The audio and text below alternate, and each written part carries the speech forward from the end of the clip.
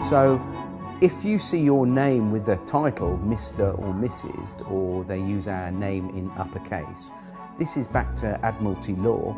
The legal fiction is an abstract term to explain a concept, and so is the term straw man. With debt collectors, people assume when a debt collector comes round that they have actual power. They don't. They have no power whatsoever. They only have the power that you give to them. What are you doing? Film this, please. Don't obstruct me. I'm not obstructing you. Right. Show us the warrant. So we don't consent. You need our consent. That's the end of it. Do you mind telling me who you I are? won't tell you anything. So you're a police officer enforcing laws, but you don't know every law, is that right? That's correct. 90% of the crime, or 99% of the crime they perceive that is crime, is actually called victimless crime. There is no victims, and crime can only exist if there is a victim. You know, we've seen police officers more interested in becoming debt collectors and enforcing policies, you know, such as speeding tickets and fines and things like that, because they're easy targets.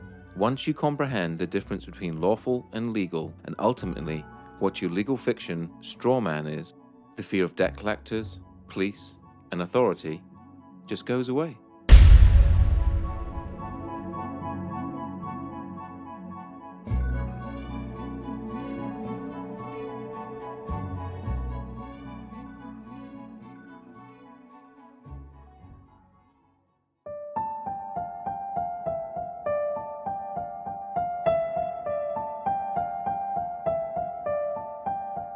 If you live in the UK, you are led to believe that the Queen is the only sovereign. This is wrong. The Queen is given authority through the coronation oath. Her oath was a binding contract between the Crown and the people of this nation. This means that we, the people, gave her her sovereignty. And as everyone knows, you can't give away something you do not possess yourself. That means that each and every one of us is sovereign. We each have supreme, independent authority over our own flesh and blood human body. The problem is, we have forgotten we are powerful. We have forgotten that we belong to and are part of one of the most amazing species that to our knowledge has ever existed. We have become media obsessed, and in turn obsessed with our own appearance and the way people think about us. The TV is king, but now that is slipping to the constant need to be in touch with our friends. Everything is about fear. Fear of debt, fear of terrorism, fear of ill health, or fear of climate change. This keeps us thinking that we need our government to protect us and rule us. With all this distraction, it is no wonder that most of us didn't notice the massive fraud that our countries and nations around the world have pulled on us. But as you will learn, government is a creation of man, and a creation of man can never be above man. They always need your consent, and this is where your power really lies. With knowledge always comes power, the power not to fear, the power to take a stand against anyone or any corporation that threatens you, the power to say no. It has been said that you need to know that you're in a cage before you can escape from that cage. Let's look into how you're being tricked and how your power is being hidden from you.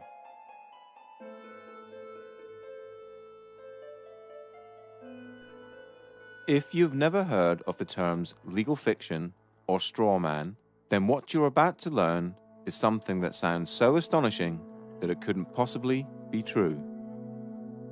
If I were to tell you that paying your tax, getting a driver's license, registering your car, paying fines, and attending court are all optional and that you are conned into agreeing with them, what would you think? All statutes and acts are optional too. Your straw man is a fictitious legal entity created at your birth through your birth certificate and the registration of that birth. Okay, my understanding of the legal fiction, which is also referred to as the straw man, the way I explain it when I do talks, I keep it really, really simple. And what I do, I liken it to a game of Monopoly. Now, in a game of Monopoly, you actually have a little token like a dog or a battleship or a hat, you know, like a little top hat, and you move it around the board. Now, I believe that they actually give us a fictional entity which we can actually use or not use. And I believe this is and a lot of other researchers do as well, that this is your name in either uppercase or with a title. That when each person is born, whenever a human being is born, there's two entities. One is the real entity, which is the human being, the flesh and blood, and the other is a legal fiction, a fictional entity that is nothing more than a piece of paper, the birth certificate. Again, we're duped into believing that these are one in the same, and so we're tricked into representing the legal fiction, the straw man, that birth certificate. So when people get fines and things like that, it's actually consulting the legal fiction, the non-existent entity, the corporate entity that is owned by corporations. You have any interactions with the bureaucracy, okay? They're not interacting with you, they're actually interacting with your legal fiction, because they can't deal with a flesh and blood human. Yeah, they have to deal with another corporation. When you start to break down the words that we use and you start to look at the roots of all these words, and you actually look at where these words, what these words actually really mean, you start to get an idea of what's going on. The word corporation is very, very specific, because it's corp and oration, it's dead speak. So a corporation is something that's dead. It's an entity that exists only in a legal framework. It doesn't exist in any other framework at all.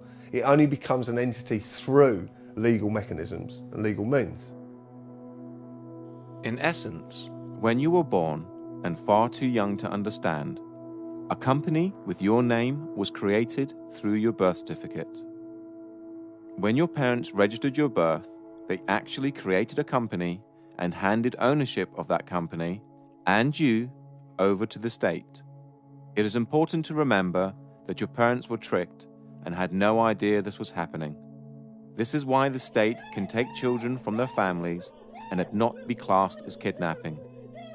They own your child.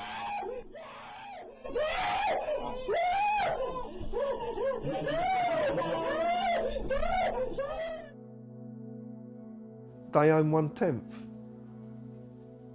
Because they registered the child, they have 9/10. Possession is 9/10 of the law. But there's 1/10 floating about somewhere. And the government have claimed that 1/10. So when the child, because I've had it from social workers, at least now 3 social workers on separate occasions have come out of audiences and actually said to me, you're right in what you're saying, is because we have to get the birth certificate within 48 hours of taking the child. And if they can't get the birth certificate, they have to reapply to be able to get the birth certificate. They have to get it, because that is proof of who the slave is, what the slave is. And actually, in legal terms, they're actually only entitled to the birth certificate and not the child. To take the child on the pretense that they are this legal personality is theft. So in legal terms, it's kidnapping. But for social services, can use legal kidnapping, because everything is okay as long as it has the stamp legal applied to it. That includes war, genocide. Anything is okay as long as it's okay, it's legal. The same thing also happens when you register your car. You get a document back saying you are the registered keeper and not the registered owner. So yeah, obviously we've just spoken about registering children, and the other thing that we register though is our vehicles. And obviously either of those can allegedly be taken off you at some point in time, which is quite interesting. The 2 registered items are the things that can be taken. You are the registered keeper of your car. You're not the owner, you're the keeper in their eyes. Now they'll argue that point, and a lot of people will argue that point, but it's quite easy to quell this argument and say, well, okay, if you don't put tax on the car, then they'll come and take your car. Now, in the legal world, taking anything from someone without a legal mechanism to do so is theft. The legal system cannot deal with humans. It can only deal with pieces of paper. Only common law can deal with humans. So at your birth, they created a piece of paper with your name on it, in capitals, just like any other corporation. This is done to dupe you later in life into thinking that you are the legal entity and not you. Then imaginary penalties and cost are imposed on the straw man, and you, thinking you are it, pay them. And it's kind of like an overcoat, this legal fiction. You know, as soon as you put it on, as soon as they invite you to put this overcoat on, and you do so, now they can grab hold of the overcoat and throw it in jail with you in it. But until you put that overcoat on, they can't do anything to you because you are not that name. You know, you think you are, you know, you're taught you are, but you're not. The deception is done through the manipulation of words and language.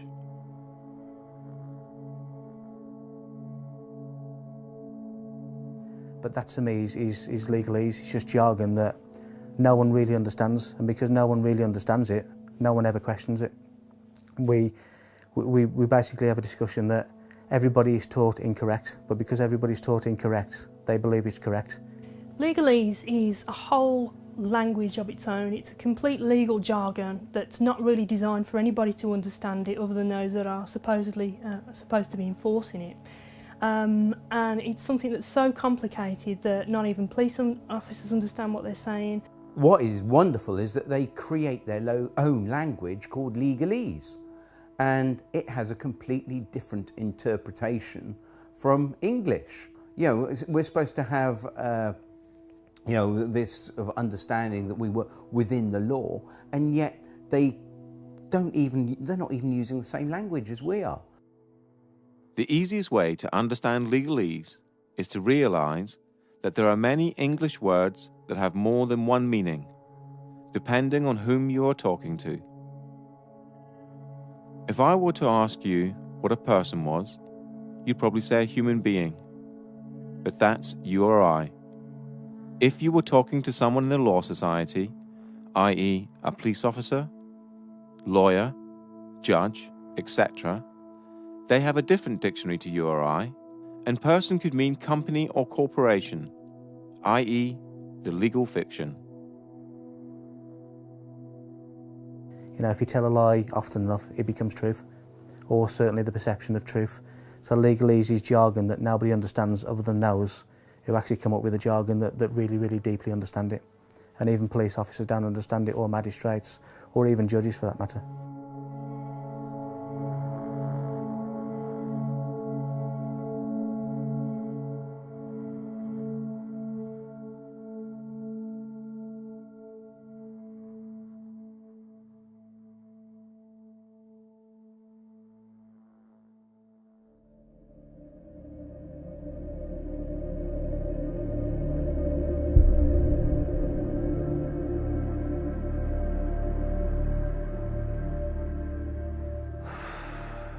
Tax is probably the best way, the only way better than fractional reserve banking to starve a community is taxation.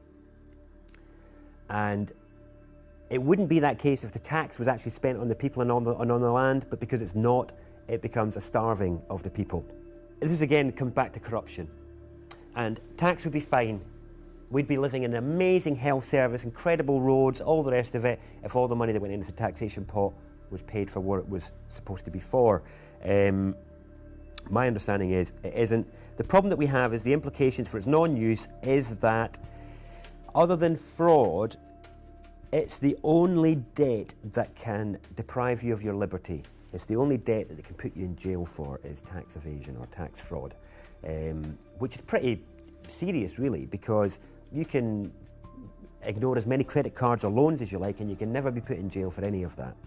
But if you try and not pay your tax for a while, they'll really like to let you know about that. Funny thing is, I don't see many representatives of people like Amazon or big corporates that aren't paying their tax in the slammer. Maybe they should be.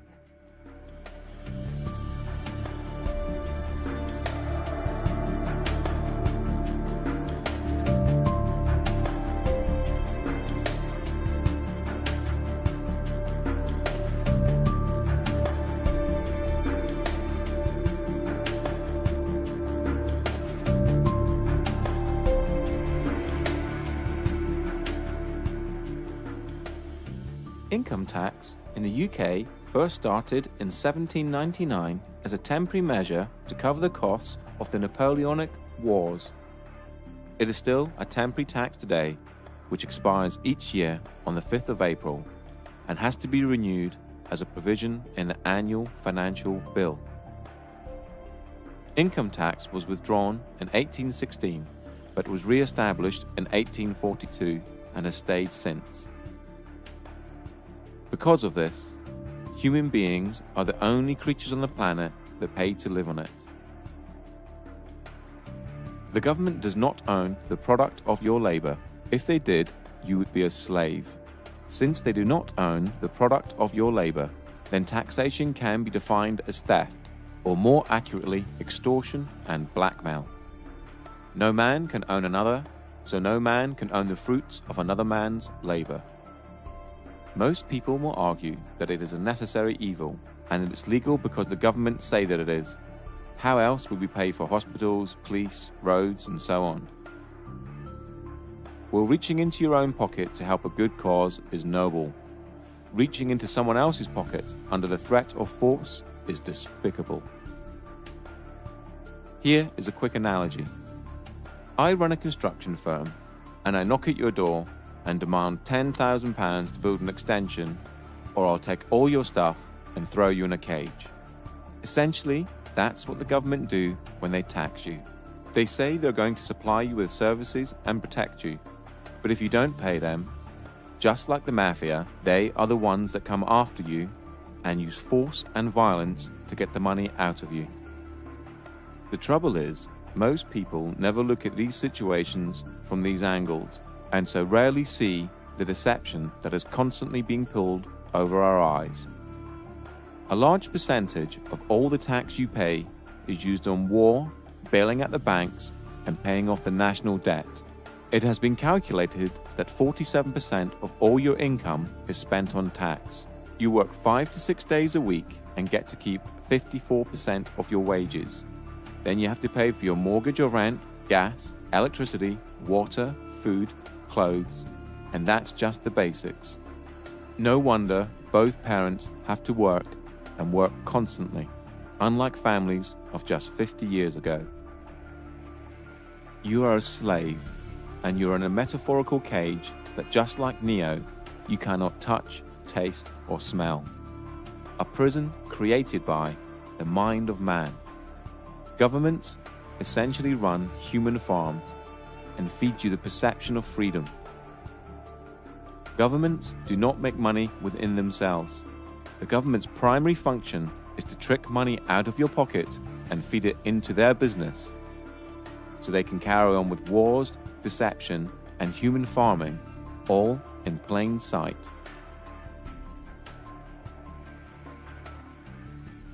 They have no lawful basis for whatever they do. There's, they might claim they have a legal basis. Now, legal is a different thing altogether. It's essentially based on contract. You have to contract with them before it becomes law. This is a prison without bars. This is a prison without big walls to keep them in. It's just a prison of the mind. The main implication of not paying tax is that you'll grow a set of balls and you'll turn into an adult. That's the main implication.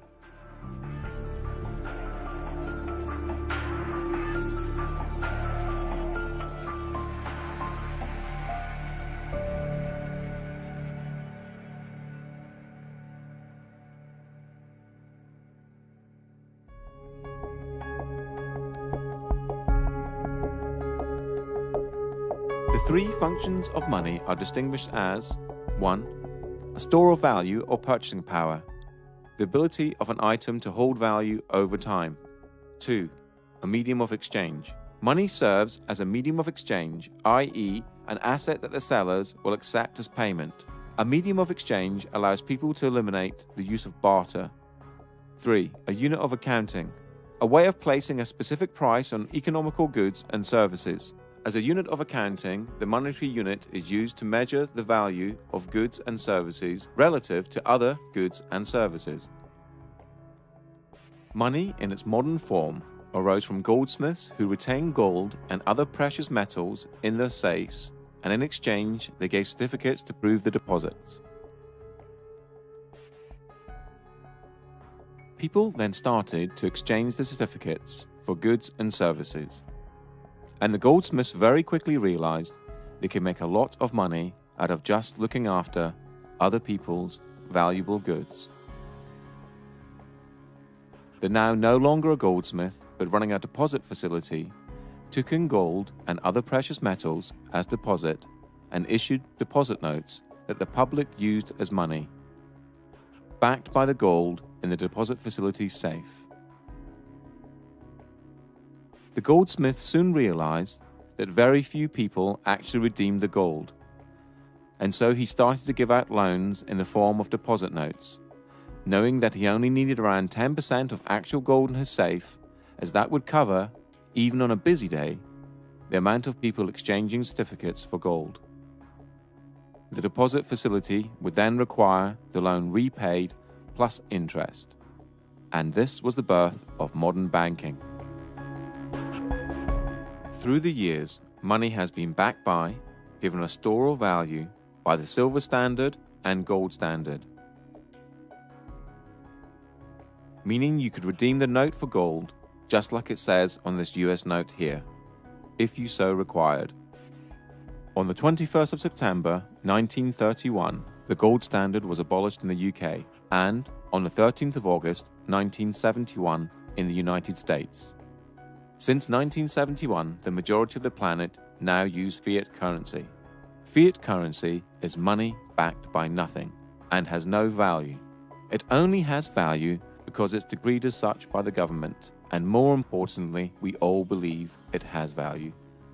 The only entities that have the legal authority to create money are the Treasury and the banks, and they create it out of nothing.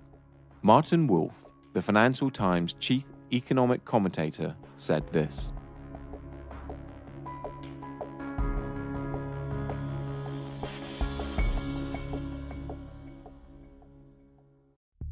only 3% of money is physical and 97% is electronic, and this electronic money is completely controlled by the banks. To repeat again, the banks create money out of nothing and then lend it to you and ask you to work using the most precious commodity on the planet, your human energy, to pay back the loan plus interest. Money is essentially a claim on human labor and can also be defined as debt. A debt is created for you to pay back. So why don't the banks just print money and get rich that way? Well, because they need you. They need you to create a promissory note in the form of an agreement. A promissory note is a species of money, and when you complete and sign the agreement, the document now has value, just like a banknote. So, at the heart of money lending is a massive fraud.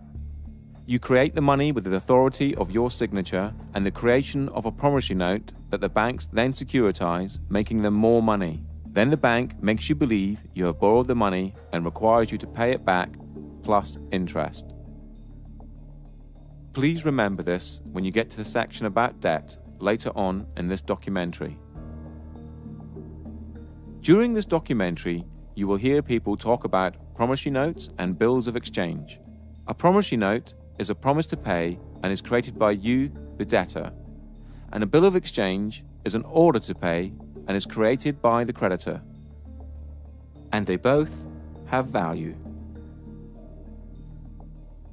The way I try and explain the whole crux of the financial system is what I normally do when I'm doing a talk. I have a little bag of marbles and I have 10 marbles in there if I haven't lost one of them. And so what I do, I sort of get the marbles out, show everyone, right, 10 marbles, put them back in the bag. I say, right, is there anyone here that can get 11 marbles out of this bag? And they're all looking at me like I'm mad. I say, well, that's how the banking system works. It's absolutely crazy because what they do, they create a certain amount of money, but then they want more back. But hang on, that interest that they want more back doesn't exist. It can never exist. So two things have to happen as a result.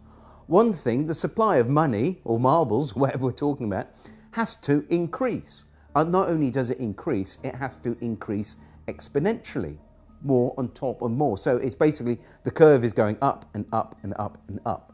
The other thing that happens is people are always, it's like musical chairs. You know, if we all stand up and dance and then we all sit down, but a chair is taken away, somebody is going to end up on the floor. Somebody can't find that money to pay back because that money does not does not exist. And this creates the poverty and crazy competition and not enough to go around. And this is the biggest problem with fractional reserve banking. Well, you think about it, they don't teach us at school anything about money. I mean, money's about the most important thing in this society. Why don't they teach us anything about it? They can't, don't they? They can't. It's a confidence trick. Yeah. You know, and it's 180 degrees from the way we think of it. You know, we think that money comes from somebody else, but it actually comes from us. Yeah. You know, when you get a loan, they present you with a loan agreement. Yeah. What do you think that loan agreement is? What is it? It's a promissory note. Yeah. I promise to pay back 3 times the amount if it's a mortgage, you know. So that what they do with that promissory note, they monetize it. They put it into an account and cash it. And now they give you that money and say, now you have to pay it back to us. But you created that money. You know, it's your promissory note. You created that money. So transaction's over with. You don't have to pay them back because they didn't do anything. They just went, thank you very much, and here you go. Fundamentally, a promissory note is a promise to pay. Now, if I was going to give you a promissory note for 2 dozen eggs, that means here's an IOU, the IOU, 2 dozen eggs. Now, it could be on demand or it could be at a set time in the future. If it was on demand, you would be within your right to say, John, look, anyway, here's a promissory note. It says on demand, I want 2 dozen eggs. So I said, all right, look, I haven't got on me. I'll pop over the shop and get you your eggs. Here we go. There we go. And this is what we did originally when promissory notes started out, was that we used them to make a promise that, because, I've got like all these pounds of gold, right? And I want them stored safely. And I want to be able to trade that gold, but without the hassle of carrying it around. So what I do, I go to the bank and they give us a promissory note. So I've got this promise to pay.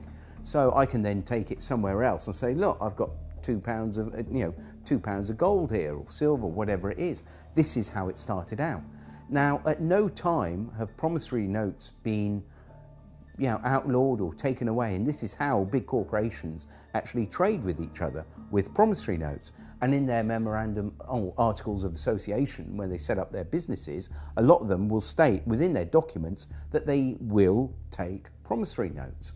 Now, the problem is, of course, that the actual Bank of England and our government, working with the banks, have taken away all the value to the promissory notes, which are used as our currency.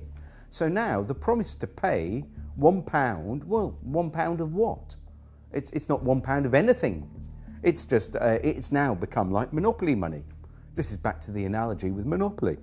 It's not worth anything. So basically it's just a piece of paper. So what we do, we can actually say, well, here's a promissory note for £1,000. I want to swap it for your promissory note, or put it into my bank account and credit my bank account with £1,000. Now, we spoke to a bank manager and we said to the bank manager, could you tell me what would happen if I came to your branch with a promissory note for £1,000? Would you have to accept it? And his words were, yes, of course I would. It's law. So you're going to accept a promissory note? No, I'm not going to accept it, but by law, I have to. So this is a bank manager that knew the law. He also knew the difference between a bill of exchange and a promissory note as well. So he was well up on his law. So, and remember, these are statutes, but because these are companies, they have to apply by their statutes, you see. We don't, but they do. So it's almost like, they create enough rope, and they end up hanging themselves, you see. So it's actually, the statute is the way that we actually overcome them, I believe. But, yeah. Because this is evolving, so, you know, as we do things, they do things to counter and so on. But this is evolving. The latest one is along with the remittance slip, other people have created a promissory note, which is literally a piece of paper that says, I promise to pay the bearer the sum of blah, blah, blah. And you sign it, date it, and now that becomes a specie of money according to the Bill of Exchange Act. In fact, the money in your pocket is a promissory note. Somewhere it says, I promise to pay the bearer, and there's somebody's signature on it. And it's actually an invalid promissory note because it's not dated. Or actually, that's wrong. That's actually wrong. It's on demand, so it is dated. It's not actually getting away with stuff. This is the thing you've got to get out of your head, because what's really happening is they're getting away with it. Yeah, no, you're right. Yeah. Yeah, you're just coming back into your power and saying, no, I'm not going to give away my signature anymore. This is what you're doing. Your signature is the most powerful thing on this planet. Yeah, your signature is worth an unlimited amount. And this is the thing we don't realise. We have the power. You can go into a bank, okay, and come away with £100,000 as a loan, yeah? What do they take from you for that £100,000? Your signature. Your signature. Just your signature. You see the power of that signature now, yeah? So with your signature, if you write your promissory note, you've created money. And that money is your promise to pay. Your promise to work, use your energy, yeah? That's all there is. Your unlimited energy. And that is what the money is. And you supply it, not banks.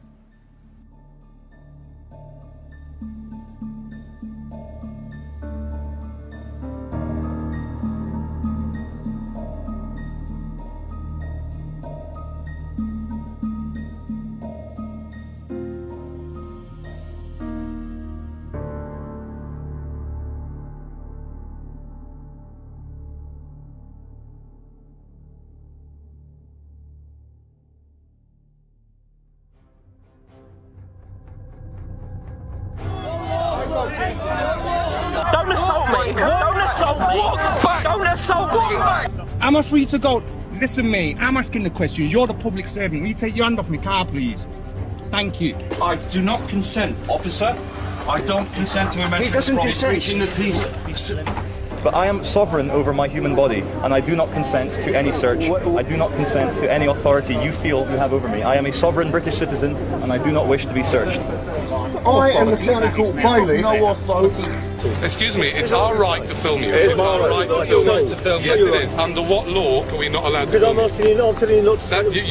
Yeah, but you have no authority to tell me not to film. Because we're in a public area. James Parisi of the Quincy Police Department. What is your name, sir? That's good to know, sir. Yeah, what is your name? Well, I don't think that by law I have to identify myself. I'm on the sidewalk minding my own business and there's no laws being broken. You said, look mate, I can't give you the full section. Can't give you the full section because you can't expect me to know it, is your words. Yeah? And I'm saying, well, if I can't expect you to know it, you can't expect me to know it. Can you show us a warrant, please? I think we've got a warrant for arrest. Can you show us a warrant, please? Show us your documentation. Show us a warrant, please, with a wet signature.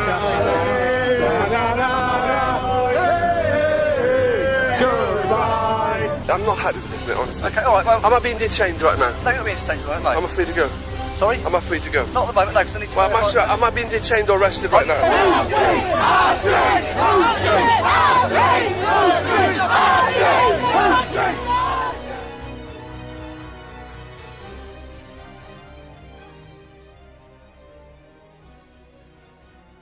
The difference between lawful and legal, as I see, is lawful relates to common law, the law of the land, the law which governs all people, the original law, which is quite straightforward. To me, it's a case of don't cause any harm or loss or damage to any person, and don't cause that to happen to anybody, and everything's good. And you know, that's pretty straightforward and simple. Everyone can understand what that means. Legal pertains to our legal system and where statutes and acts come from, and it's a system that doesn't actually relate to common law. So we've got these two systems running side by side. We've been fooled into believing that they are one in the same, and so when police are policing the streets, we're enforcing policies, acts and statutes which, when looked into, are not actually necessarily lawful. Common law is the law of the land, and laid down over centuries of court cases in front of juries, humans making law for humans. For the severest measure of punishment. Common law pertains to lawful, and anything outside of lawful falls under the legal or no system at all. The legal system covers all statutes and acts and civil matters. Things like owing money to banks, not paying fines or tax. Basically, anything that isn't criminal. For there to be a crime, there has to be an injured party. In this case, a human. And there are three basic principles that all law needs to apply to. They are as follows. Do not breach the peace. Cause no one else any harm. Cause no one else any loss. Do not use mischief in your promises and agreements. Apart from that, everything else is free rein. Lawful refers to the natural law, the law of the land, okay? And that's not causing any harm to anyone, obviously not stealing from anyone, and not using fraud in your contracts. So basically, you're not doing any harm or trying to get one over on anyone else. Legal refers to the statutes, which I mentioned earlier. And the statutes are basically all the rules of society, and not just, we haven't just got the UK statutes, but we've got all the European statutes.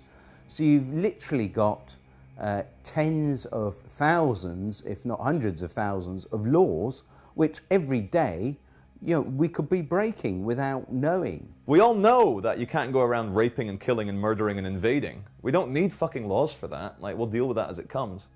But anything other than that, what you want to smoke, where you want to live, where you want to take a shit, who you want to insult, not a fucking other adult on this planet. Like, what are you, my dad? Are you my fucking dad telling me what to do? Like, that's how I feel now when police or control freaks try and give it to me. Legal is essentially according to contract. You have to, the rules that are sort of handed down to us, but you have to contract with them before they become law. And that law is contract law. You enter into contract, you're bound by it. So yeah, it's two different things. One's overlaid on top of the other. Parliament has no say in common law and is bound by it. So they create Acts of Parliament, and in the US, Acts of Congress. Because government is a creation of man, and a creation of man can never be above man, they need your consent before they have the force of law. The principle of by consent, if people don't realise, is that we obviously have police because we want them, and that we only have to do what they say if it's reasonable, if we consent to what they're asking to. That is the principle of it for me. Obviously, the larger issue is the assumption that everybody who's walking on this land has given consent to be policed by these people. And that's an assumption that most police officers in this country live by without realising that it's not true, and this is where diplomatic immunity is a good example of where, well, actually the consent isn't given and the police don't have the power to act. Another good example that shows it's all about jurisdiction is that our police have no power at all at the American embassy. But that's on our land, isn't it? And that's another example. Embassies are a good example that shows that jurisdiction is portable. It's not tied to land, it's tied to the party. So I can carry my jurisdiction with me, which is the whole principle of sovereignty in general. My understanding of policing by consent is that, as I said earlier, when a law is passed, for it to be lawful, it has to have the consent of the people. People have to consent to that law and consent to abide by it. But unfortunately, I think we're in a system now where that obviously doesn't happen, but people don't realise that by verbally agreeing with, let's say, a police officer in relating to a parking ticket, that you're entering into a verbal contract, and by agreeing with what the officer is saying, you're consenting to being bound by the law, or whatever the law is. And people, when we say words like "do you understand," when a police officer says to you, reads the caution and says "do you understand," what they're actually saying is, do you stand under our authority? Now again, you know, I didn't know this as a police officer, and even the words that are spoken as a police officer, police don't even necessarily understand themselves. So I believe that people have to consent to a law for it to apply to them in the legal sense, because it's not common law. So when you interact with the police or the court system, they will ask you for your name, address, and date of birth. This is done to create joinder between you and your legal fiction, and to trick you into representing it. Once you agree to represent your legal fiction, now they can deal with you. They can only apply their legal mechanisms if they have the name of the slave they're dealing with. If you state, well, I don't want to give my name, then they can't apply the mechanisms to you because they have no name for their paperwork. And remember, all their systems work via paperwork. It's all paperwork. I think you might be wanted. Well, if I'm wanted, what's the problem? Could be arrested. Well, then arrest me then, innit? I need to establish who you are. No, you don't. If you think I'm the person that's wanted, arrest me, innit? Where do you live? Tell me your date of birth. What? What can you want? I want your details now. Lock me up for what? Give me your details. Lock me up for what? Give me your details. Lock me up for what? Lock me up for what? Give me your details. Well, get my details. And I tell you this as well. Yeah, I tell you this as well. I'm not a criminal. I'm a peaceful man sitting out here. I just burn down the system of corruption and pollution that we now represent. But in the meantime, I'll leave you to it, but obviously if there are any problems, then I might have to come back and obtain your details and speak to you further. Look, you have no right to just leave me to it. You have no right to say you're going to come back and ask for my details. I'm me, he's him, yeah. You're you. That's our details. Oh yeah. Am I obliged to give you my details? We've spoken to you. Yes. Okay, we've asked you to leave the store. Yes. Wait a second. Give me your details. And you have my details. Am I obliged to give you my details? You're not obliged to give me your details. Oh, great, okay. Why? How are you defining yourself under the sex crime definition? Am I obliged to answer that, sir? I do not wish to answer any questions, sir. You don't have to, I'm just asking you. Am I obliged? You're not no, obliged. I'm not obliged. No comment. That's fine. What are you doing? Am I obliged to answer that, sir? No? No comment. Okay. Are you going to answer any of my questions? If I'm obliged, I will, but if I'm not obliged, then I won't be answering any questions. Oh, that's fine. Are you going to tell us your name or not? Am I obliged? And then you're getting out your van and coming over and trying to intimidate me. Go back in your van and go away, there'll be no complaints. Stay here, I'll be speaking to your sergeant about all of you. Right, so you're demanding now, are you? Or are you requesting that I give you my details? Right, well, I would politely decline your request. Why is that? What's your reason for declining? Privacy. You got ID or driver's license on yourself? Yeah. Let me see it with this. Nope. Not gonna do it. What's your name and badge number? Officer Carlson, ID 7345. Okay. Am I being detained or am I free to go? Free to go whenever you want to. Thank you, sir. I'm asking you again, am I obliged to give you my details? I'd like to, because I'm going to do a name check. I got it. I'd like to see if you're banned from this area or okay. whatever. Well, I'm asking you again, I know you'd like to, but the reason, just to explain to you, the reason I don't like to give my details is because I don't trust where those details go. Do you understand? You well know as well as I know, sir, that in order for you to ask me my name, you have to suspect me of committing a crime. You know and I know that you don't suspect me of committing a crime. You're just poking around where you don't belong. Okay, is there a problem, officer? Constable. Basically, under section 163 of the Road Traffic Act, I'm allowed to check your documents. Of course you are. And I know I'm not obliged to give any details whatsoever. However, I'd like to know, is there a problem? I don't even have to speak to you unless you're going to arrest me, mate. You got some mental health problems? No, mate. No, I just know my right to remain silent. Well, No, I didn't. Yes, you did, mate. When the camera was not on. That's what you said. Have you got a contact phone number? Right, no, I haven't got a contact phone number. I'm not obliged to give any contact phone number. All I would like now is my card back. I'm not accepting any paperwork from you guys, and I want to go on my way. I'm going to be detained right now. Legally, yeah? Legally, you're meant to confirm your name and address to me. Lawfully? Hold on. Lawfully? Lawfully? Yeah, lawfully. You're supposed to answer me. You're a public servant. What? No, you can't see my ID. Can I see your ID? I'm glad you brought that up. Can I see your ID? I see your... End of the vehicle. You're going to have to give me some details, okay? I don't have to give you any details. You're going to have to. Call the sergeant, mate. I don't have to give you any details. No, ma'am, you may not. I'm talking to you and investigating something now. I can't... You're investigating me for what crime? I didn't say it was a crime. Okay, then there's no probable cause or reasonable suspicion for me to provide ID. Because... And then what would you do if I was to say that I don't have a name? Like, how would you look me up or anything like that? Well, we wouldn't. Because if I stop you like this to have a chat, and I ask for your name, you don't have to tell me. Yeah, no, I'm just glad you know that, because a lot of police officers where I'm from don't actually know that. You don't have to give me a name. The only time you have to give me a name... You've caught me breaking the law. Or, well no, even then you don't, because you can be booked in as unknown. I suppose, I could replace. The only time you're legally obliged to give your name, address and date of birth is when you drive in a car. If you haven't broken any laws, you don't have to do anything. You don't have to interact with the police if you don't want to. If they come up and try and engage you in conversation, and you haven't done anything, then you don't have to engage in conversation with them. You can you're free to walk away. If they want to detain you, they need reasonable grounds to do that. And if they don't have reasonable grounds to do that, then they're actually in breach of their oath, and they're liable. With statutes and acts, the consent of the people, those are the people that's there to govern, has not been obtained.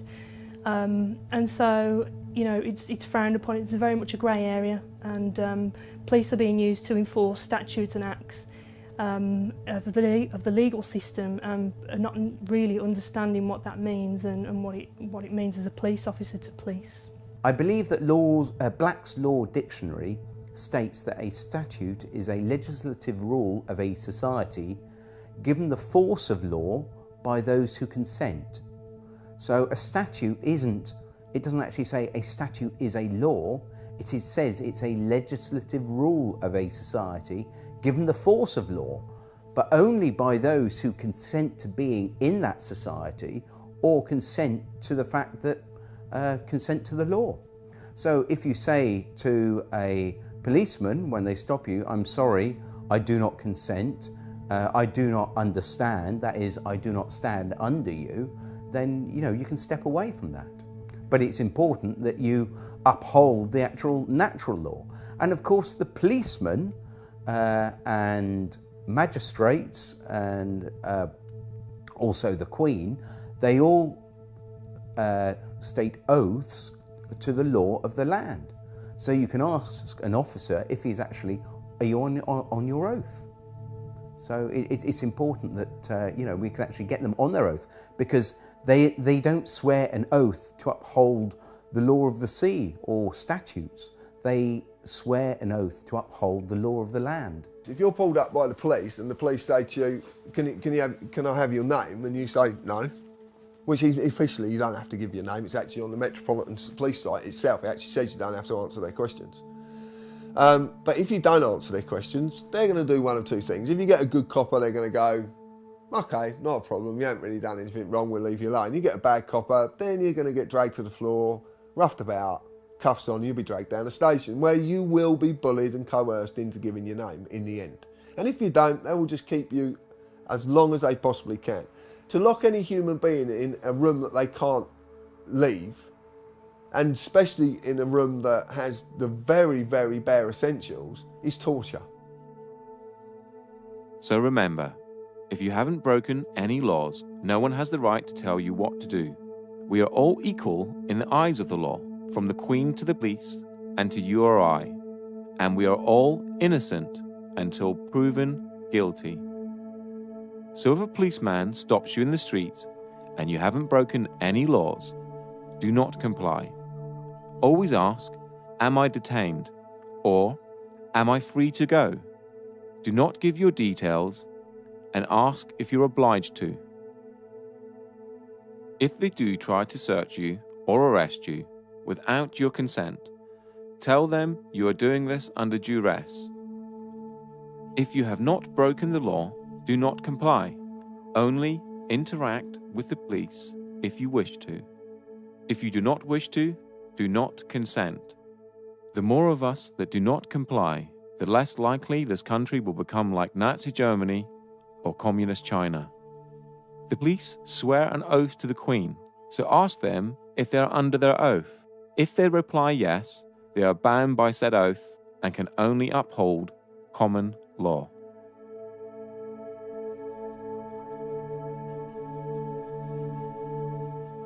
This is certainly the most updated. When I joined, it was slightly differently worded to this, but this is probably the most updated, and it starts with I, you state your name, of, you state whichever police force you are serving, do solemnly and sincerely declare and affirm that I will well and truly serve the Queen in the office of Constable, with fairness, integrity, diligence and impartiality, upholding fundamental human rights and according equal respect to all people, and that I will, to the best of my power, cause the peace to be kept and preserved and prevent all offences against people and property, and that while I continue to hold the said office, I will, to the best of my skill and knowledge, discharge all the duties thereof faithfully according to law. That is the oath and attestation of a police constable. If you ask a policeman to say, are you on your oath, very often they change their, they actually realise what you're talking about and they change their behaviour because their oath was to uphold the common law of the land and not the statutes, not the law of the sea, which is the law of commerce. Because we realise that everything now is to do with commerce. When the policemen stop us, you're not wearing a seatbelt. Well, who am I causing harm to? Where's the loss or damage? It's crazy. And so they say, oh no, you're breaking the law. Well, I'm just breaking a rule, but why? What authority do they have over us? I haven't given them my authority. The oath that every police officer is to preserve the property, life and subjects of the Queen. Now that to me is people, property, disturbances, breach of the peace. That's how I understand the office of constable to be now. It's basically an oath is a promise. I promise to enforce the law. I promise to serve Her Majesty's subjects. I promise to prevent them as much as I can, prevent them from being harmed, to prevent their property from being destroyed. That to me is the oath of a constable. Police take an oath when they join the service. Again, they don't really understand what that means. It's not explained in any details. It's kind of a grey area. You just take it to mean whatever you want it to mean. But it's all been set up to allow the system that currently enslaves people to carry on enslaving and to further that enslavement into every aspect of our lives. Hey guys, so I'm here at Parliament Square for the Occupy London protest. I've just come over to a group of police officers who are protecting and serving the people today. I've just approached this guy here who obviously has his back to me now. What's your name please, sir? Obviously you're obliged to tell me. It's your job as a public servant to identify yourself. So could I have your name, please? Okay, we have here Constable Bird. It's a pleasure to meet you, sir. I have here about 200 copies of the UK police officer's oath of office. I've just asked them if they know their oath. They've gone very quiet on me. This isn't an attack on you guys, just so you know. Like, I'm not trying to cause trouble with you or anything. I'm just trying to make sure you do your job properly, obviously. I mean, some emergencies just come up, so I'm going to follow them just to see why they're avoiding my questions. I think we all know it's because they don't know their oath, but I'd like to offer them a copy just to see if they will remember why they became police officers, which was obviously to protect and serve the people of this country. But if during their programming and their training and stuff have forgotten who they actually went into the job for, I'd like to remind them. So I still have the oath in my hand. Look, you can see all the copies. They're walking away from me. They don't want to hear it. My aim at this protest is obviously to help the police remember their oath, to remember what it is that gives them this authority in the first place, and hopefully they will honour humanity and uphold. Let me just read their oath to you guys. Look, they're really walking away from the square and everything. They don't want to hear this at all. I, so-and-so of wherever, do solemnly and sincerely declare and affirm that I will well and truly serve the Queen in the office of Constable with fairness, integrity and diligence and impartiality, upholding fundamental human rights and according equal respect to all people. And that I will, to the best of my power, cause the peace to be kept and preserved and prevent all offences against people and property. Sorry, where was I? Prevent all offences against people and property, and that while I continue to hold the said office, I will, to the best of my skill and knowledge, discharge all the duties thereof faithfully according to law. So could you now recite that back to me? This is going on the internet, by the way. Not even an acknowledgement from them, guys. This is what we're dealing with. They've just completely ignored all attempts and walked off to their van and gone away. What are we supposed to do? I'm not giving up. I've got about 200 copies of their oath of office that I'm going to give out to them, and I'm going to ask them to uphold it and say, will you honour this oath and remember why you started this job? And hopefully, fingers crossed, some of them remember that it's the people that they work for. So wish us luck, guys, because we're on a mission to convert these guys to truth and love. Wish us luck. Namaste.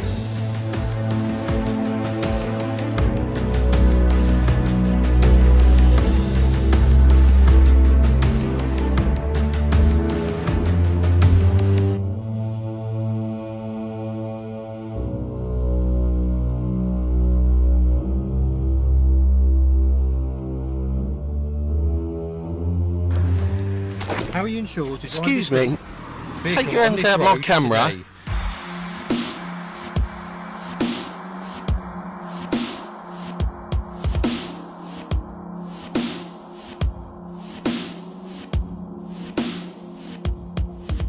So I've seen many sorts of videos on YouTube and the like recently where people have been filming encounters with police officers, and they're basically been told that they can't film. But if you look at the Metropolitan Police's official website, it actually states that you can film police officers.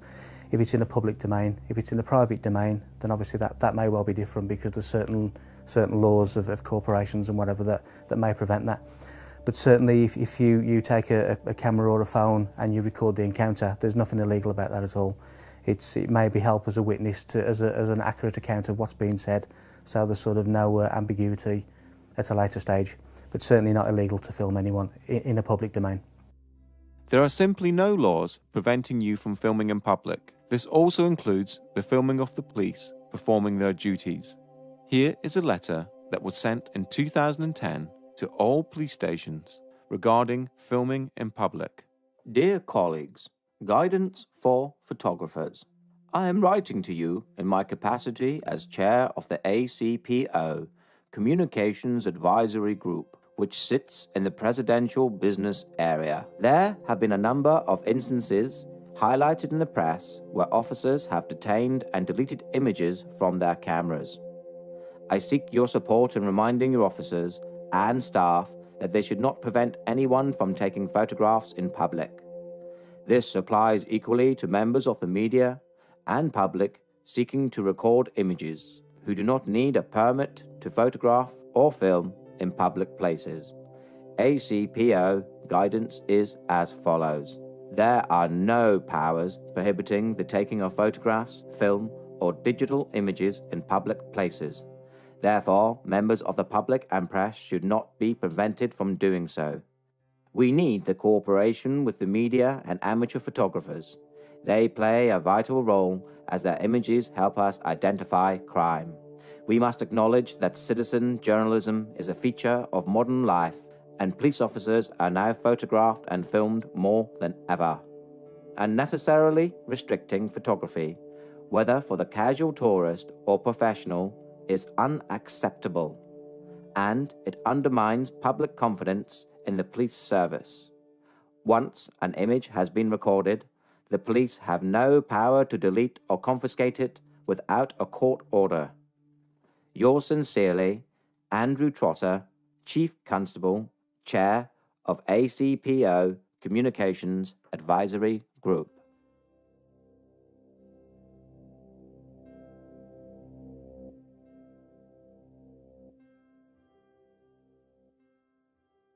As a professional television cameraman or a member of the public, I am allowed to stand in the street and shoot.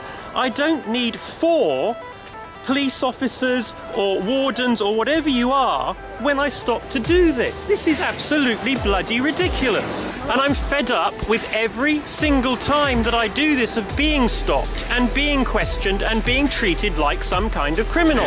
Oh, for God's sake, this is Windsor Castle. There are 1 million people around here with cameras. Do you think a terrorist would stand here with a tripod and make it bloody obvious? Or do you think a tripod would just get a home video, a terrorist would get a home video camera out and shoot? It's obviously I'm wasting my time talking to you, sir. You clearly are. Thank you very much. Let me get on with my day. I'm not arguing, I'm asking you a question. Can I film anything in public, in the public? If it's against the law to film in public, then everybody with a camera would be breaking the law, wouldn't they? What is the actual law saying I'm not allowed to film you? Nothing. There is no law to say you can't. Okay.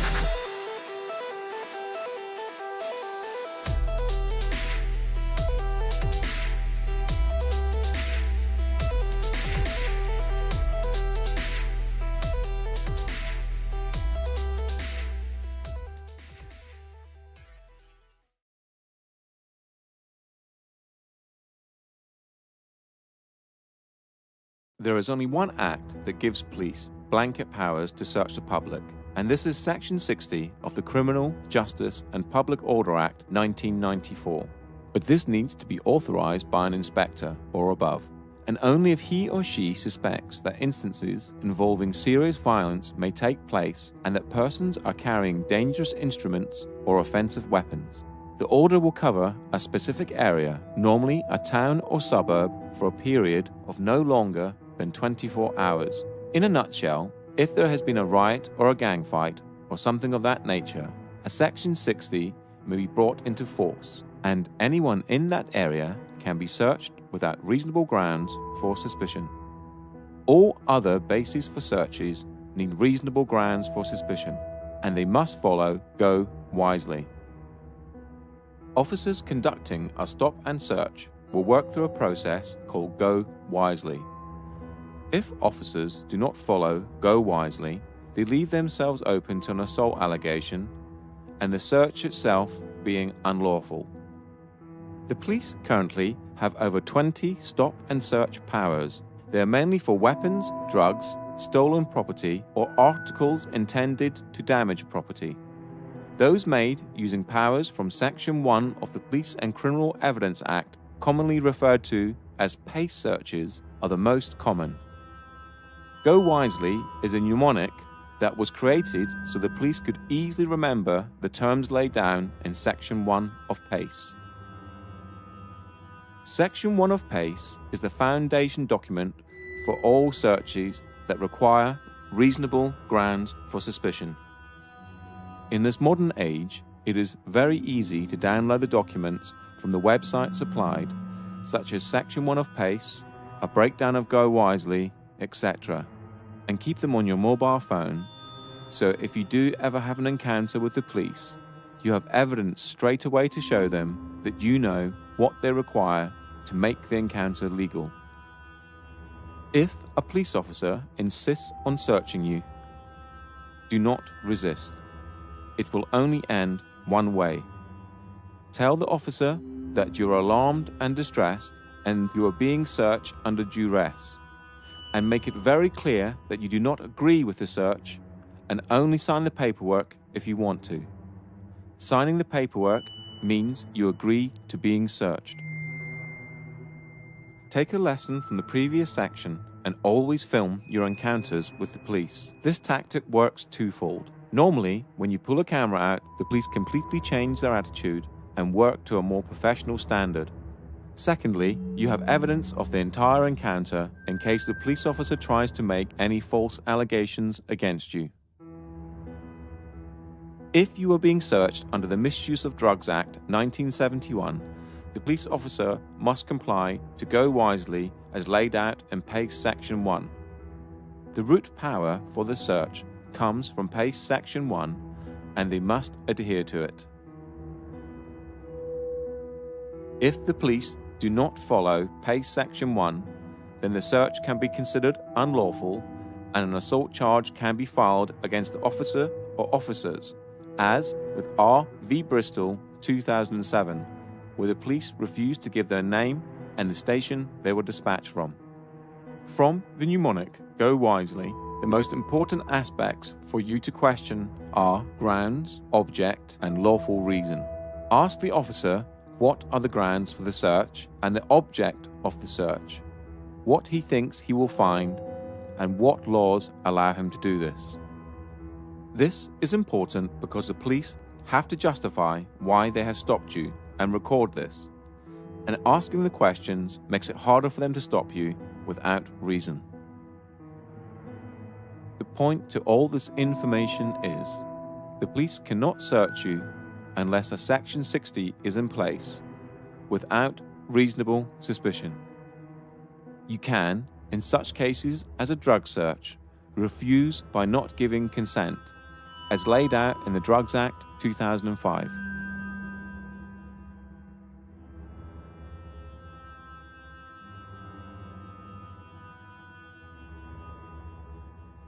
Here is an example of how this information can help you and possibly make the police treat you with a little more due diligence. If I can be searched under Section 23, misuse of drugs. I do not consent to the search. You don't get a choice, my friend. What do you mean I don't get? Wait, hold on. I don't consent to the search, and you just told me I don't get a choice, yeah? Wait, you're telling me I don't get a choice, yeah? Wait. Because you're a public servant. I'm going to let you search me after you answer my questions. You're telling me I don't have a choice, yeah? That's what you're saying. I don't have a choice, yeah? What I'm saying to you is I don't have a choice. No. You're a public servant. I'm allowed to record you. And plus, do you know what? You can take my phone and smash it. This is live streaming. You can take the phone. It's live streaming. It gets saved straight into my laptop. So you can try to confiscate it all you like. I've got you on camera. You just said I don't have a choice. Don't touch my phone. That's assault. You just touch my hand. If I did that to you, I'll get nicked for assault. Don't do it to me. Well, I'm not here for nicking people for assault. Yeah, well, don't do it to me. Okay. What I can take then is see that as evidence. You can't. Yes, I can. No, you can't. It doesn't matter because I still got it on my laptop. It's a live stream. Go on. What you searching me for? What you searching me for? You come out that bin. Yeah, his hand's gone down. He drops in behind the bin. All right. Yeah. All right. Yeah. You. Okay, which gives me the reason to believe the fact you're down an alleyway for no real reason. I just told you, yeah? I'll tell you what I'm going to do. We're going to walk up to that bin, yeah? And if I see anything down there, yeah, all right, I'm going to turn a pair of you over. If all I right, don't, cool. then we're good, yeah? Walk up then. You walk up. I'm going to walk after you, my friend. You're a public servant and you're not following your duties properly. Listen, our duties, okay? Your duties are to uphold the law of the land, and that's it. Nothing else. Nothing else.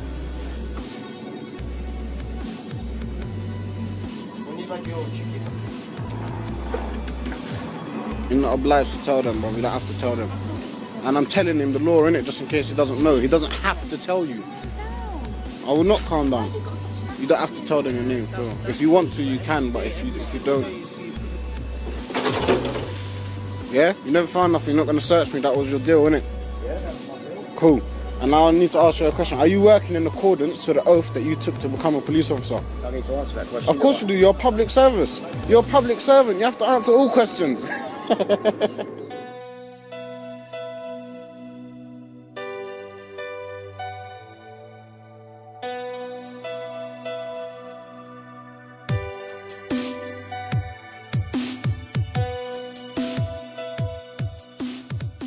How do you feel about being searched for knocking on the door? I feel like an animal. I feel like I'm being thrown against the wall and told to empty my pockets. Yeah? This is like a legit gang. How often do you get stopped and searched? Every day. Every day? Every day.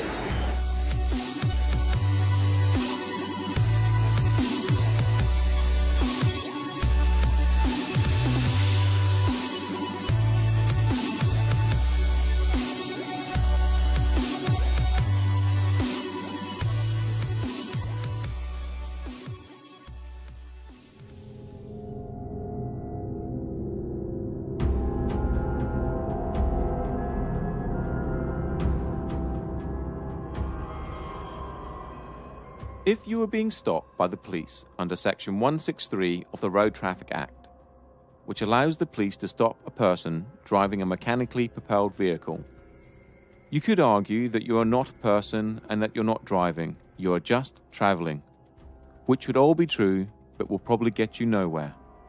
They will then most probably move on to Section 164, which grants them the power to ask for your driver's license, so they can confirm your details and that you're legally allowed to drive the car.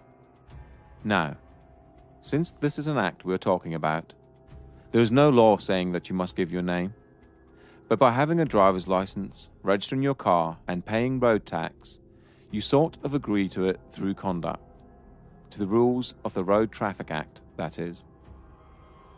The best advice here is to stay in your car and roll your window down, just enough so you can hear the officer and they can hear you. The police have no right to ask you to step out of your vehicle. Ask them why they have stopped you. If they reply Section 163, Section 164, or Section 165 of the Road Traffic Act, it is just to check documents, so give them your license or give them your details. If they require any further details, for example, your insurance documents, ask them for a producer. This is laid out in Section 165 and allows you 7 days to produce documents at a police station of your choice. This could also be the key to not having your car towed if the police cannot confirm you have insurance.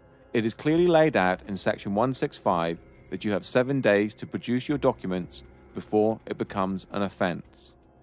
The police have no right to grab your keys out of your vehicle if they're stopping you under Section 163, 164, or 165 of the Road Traffic Act. If you wish, respectively decline to answer any other questions. Officers have to be in uniform to enforce the Road Traffic Act, as it is a statute. Plainclothes officers cannot use Section 163, Section 164, or Section 165 of the Road Traffic Act, or enforce any statutes or acts that do not contain a criminal element. Through extensive research, the makers of this documentary now believe that the majority of PACE, stop and searches and stops under the Road Traffic Act, Section 163, are for intelligence gathering purposes, and this is why they are on the increase and officers are not trained or forced to remember the wording of individual acts, as it would contradict with what they are doing.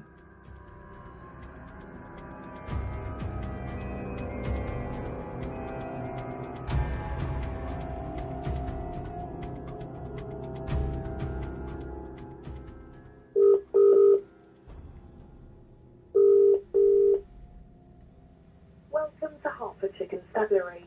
If you know the name or the warrant number of the person you wish to speak to, please press 1. A new trend is occurring with police searches, and it has to do with the taking of mobile phones to check the IMEI numbers.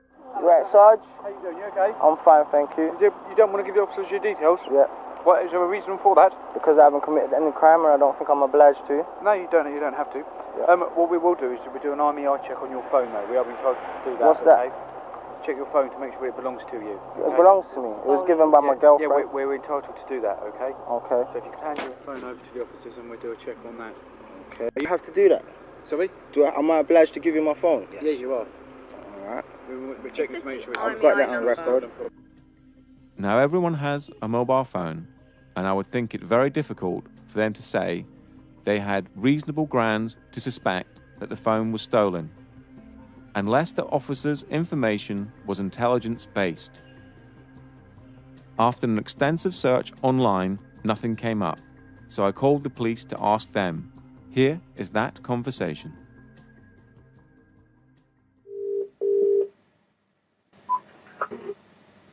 How can I help you? Yeah, hi mate. I don't know if I've come through to the right number or not, but I just got a really quick question about police procedures. Yeah, a friend of mine a couple of weeks ago was stopped in the street. It wasn't in Hertfordshire, it was in London. But he was, when he was stopped, they took his mobile phone off him and said they were doing an IMEI check. What is the legality behind that? Because I couldn't see anything online on the website or on the police website or what act it is or what powers they're using to do that. There's no particular powers required to do that. If they believe that it could be a stolen phone, or they're checking the legality of the phone to check that it isn't stolen, then we have a link with the monitoring company that provides the EMEI numbers. Oh, okay. So there's nothing I could find online that actually says this is a part of a pace or part of an act or anything like that. It's just quite literally. No. This is the old-fashioned sort. The old term used to be suss and deal. You know. Yeah. If they've got a reason to believe. Yeah. Then they're in their full rights to check the IMEI number. If there's no problems, return it. If it's stolen, then deal with it. Okay. Can someone refuse, or is it mandatory? Yeah, you can refuse. But if they've got reasonable cause to believe, then they can take the phone and the person to the police station for further inquiries. As you can hear from the conversation, the police need reasonable grounds for suspicion. That means they must suspect that your phone has been stolen before they can take it and perform an IMEI number check. This seems to be a new police tactic to try and gain your details through underhanded and mischievous means.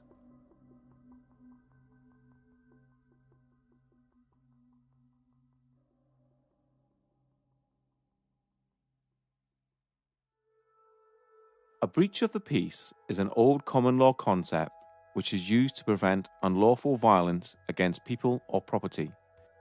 A breach of the peace is not a criminal offence in itself. However, special powers exist for the purpose of stopping or preventing anyone from breaching or threatening a breach of the peace by committing unlawful violence. A breach of the peace are actions which harm another person or harm his property in his presence, are actions that are likely to provoke such harm. A breach of the peace may occur on public or private property. There is no criminal offence for breach of the peace for which someone can be prosecuted. The power exists to prevent a breach of the peace. An arrest can be made, but only to remove someone from the situation or if an imminent breach is reasonably anticipated. This means that if you are arrested for a breach of the peace, or to prevent a breach of the peace, you cannot be charged or prosecuted, as it is a preventional power. A breach of the peace is covered more extensively later in this documentary in the section regarding bailiffs.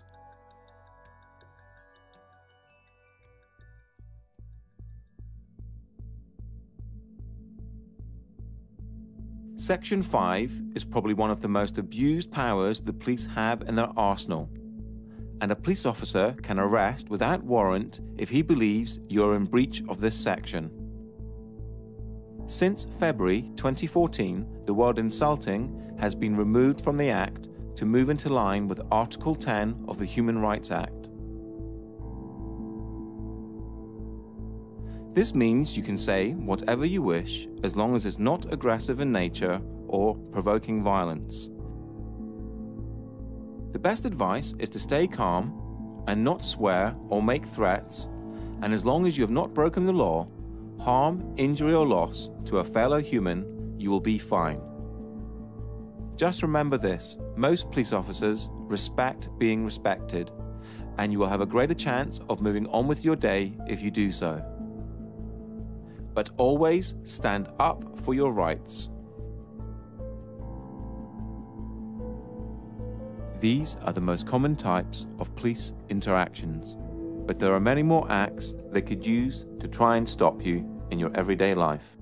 Just remember that it is all online, and you have the right to check if you doubt what the police officer is telling you.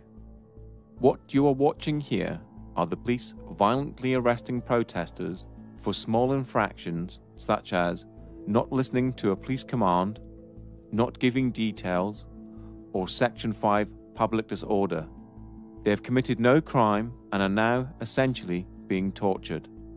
The police seem to be able to get away with horrendous acts towards people and in some cases treat the general public worse than criminals. For example, imagine someone is arrested for assault, then taken back to a police station and refuse to give his name. Would the police then throw him to the ground and assault him until he gives his name? The answer in most cases is a resounding no. That would be torture.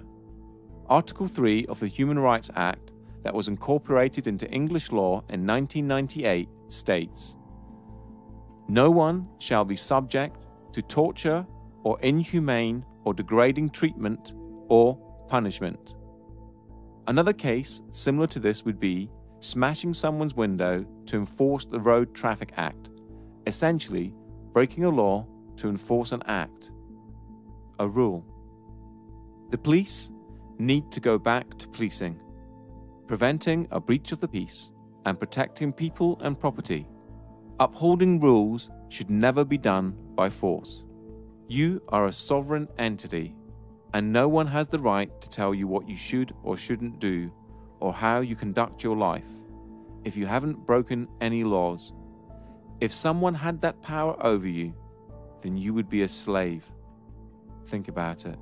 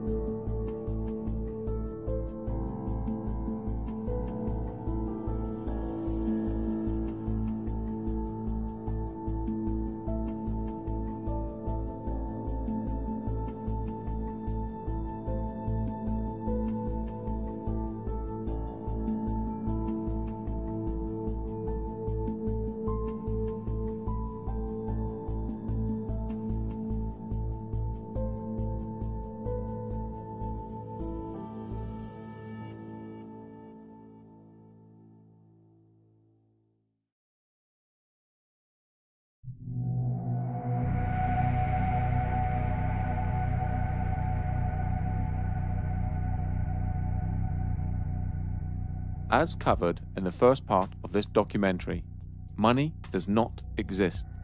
It is a figment of our imaginations and is backed by nothing. When you borrow money from a bank, they don't take it from their vault and give it to you. Instead, you fill out an agreement, sign it, and they tap on their computers, and hey presto, the money is brought into existence. For a contract to be legal, it must have equal worth. The bank basically give you nothing and expect you, using your own human labor, which is the most valuable commodity on the planet, to work to pay it back. This alone renders the contract void. Debt, and the whole industry associated with it, is central to the control system that surrounds you. Possibly the only times that you feel intimidated in your life is for police encounters for non-criminal activities, and when you owe money to a creditor, and then consequently the debt collectors or bailiffs they send after you. How, in 2015, do we still have scenes like this? Contracts and debt can never be remedied by force. We will show you that debt collectors and bailiffs have no powers except in very extreme circumstances, and only as a last resort, meaning everything you're watching here is completely unlawful. Even when force is authorized, it is classified as reasonable force and cannot be used against a human. Owing money is not a crime, and you can never go to prison for not paying a debt. The whole of the debt industry runs on fear and ignorance. So now when debt collectors call, the first thing, well, not that they call me anymore, but if they did call me, I think now the first thing I would do is say, thank you very much for paying off my debt. That's really kind of you. You know, and they say, what do you mean? I said, well, you bought my debt. You might have only paid 10p in the pound for it, but as far as I'm concerned, you've paid off my bank account. Thank you very much. I really appreciate it. So yeah, and the great thing is you can have a laugh with them, you know, because you don't take it. You know, what happened when they first started calling me, I used to get really nervous and my voice would start going all wavy. And, you know, my heart would start going, and I'd be on the phone to them because I felt really guilty, because I felt I'd done something terribly wrong, getting into debt, you know. And then I realised that the whole system is designed to get us into debt, and designed to, the fact is the debts can't be paid off. And every single politician that comes on the television and says, oh, we've got to make cuts, and, you know, we've got to do this, and they're trying to cut our little local hospital down here in Swanage. Well, the fact is that it doesn't matter how many cuts we make, we can never pay off the national debt. Or we can't even keep up with the interest on it because it's growing exponentially. And so this is all part of this control mechanism to keep us poor, to keep not enough to go round. When in fact, you know, if it wasn't for the money, we would have complete abundance. With debt collectors, people assume when a debt collector comes round that they have actual power to do something to you, anything to you. They don't. They have no power whatsoever. They only have the power that you give to them. They're kind of like third-party, you know, strangers, interlopers. You know, they're kind of interfering in your financial affairs. You know, you didn't contract with them. You know, you don't know who they are. They've just turned up on your doorstep, demanding money. You know, who are they? You know, so what they do is they bully you or trick you into contracting with them. And if you contract with them, now you've got a contract with them, they can chase you for money and hound you for money. They'll have a legal right to come after you, but they have nothing until you give them that. And one of the tricks they do is they might say, yeah, give us £1 a week or £1 a month. Yeah, just give us £1 a month. And you know, that sounds kind of reasonable. You know, especially if you really genuinely believe that you have a debt to pay. Yeah, yeah, it sounds quite reasonable. But as soon as you start paying them £1 a month, you've just said that you owe them something. So you've contracted it with them. So now that you have to pay them the amount, and that's what usually happens. They'll come after you for the full amount because now they have the authority that you've given them to chase that amount. I've got very little time for debt collectors. I think I've called them everything from the detritus of the human psyche to the scarred baton bearers of old that would wait around the corner waiting to pounce on the innocent and the unwary and those unable to defend themselves. Because the funny thing about debt collectors is, as soon as you show you know what they're talking about, they disappear. So they are actually only there to bully money from those who don't know how to take a stand or don't know what their rights are. Yeah, a very low opinion of debt collectors. To the people who are worried about debt, let me quote a friend of mine who I will call Jay, because I'm not going to name him because he still works for the Royal Bank of Scotland. He's a credit risk underwriter for Royal Bank of Scotland, quite high up. And on the trading floor and all the kind of stuff he does, they have a saying: the only person that owns a debt is the person who worries about it. And it's as simple as that. Don't worry about your debt. It's not real. Okay, it's real in the extent you fucking agreed, but it's not. No one's going to die, nothing bad's going to happen, no one's going to get thrown in debtor's prison because it doesn't exist anymore. The reason why Western capitalism is crumbling is because people are starting to be wise to the fact that it's a big bullshit circus charade run by those in charge to make sure that they stay rich. And it's common knowledge in the BBC, Guardian, New York Times that in the last 5 years of recession, the rich have become fucking much richer and the poor have become poorer. If that's not enough cause for revolution, I don't know what is. But people, the only thing that holds people back with anything is fear. My advice to deal with debt collectors or to deal with anybody else is get informed. If you understand what you're talking about, you have a much more powerful position than if you don't know. If you don't know what you're talking about, you are at the mercy of people who pretend to know what they're talking about. My advice is get informed, understand your rights, understand their rights, what they can do and what they can't do, and then you're in a much better position to fend off any illegality or anything that goes against what should be done.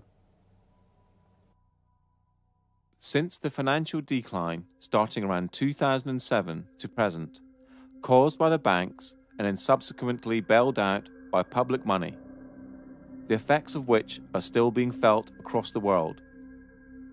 Since 2007, suicide rates in males between 35 and 55 have skyrocketed and can be directly related to debt.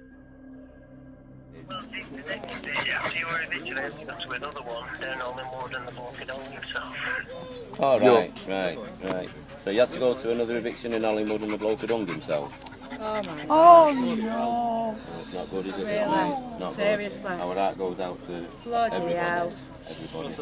Right, well, I'll just make this question. What are you doing to people? This is what's going on. Have you finished today? Also, suicide rates in postgraduate students has risen drastically and can be directly attributed to debt.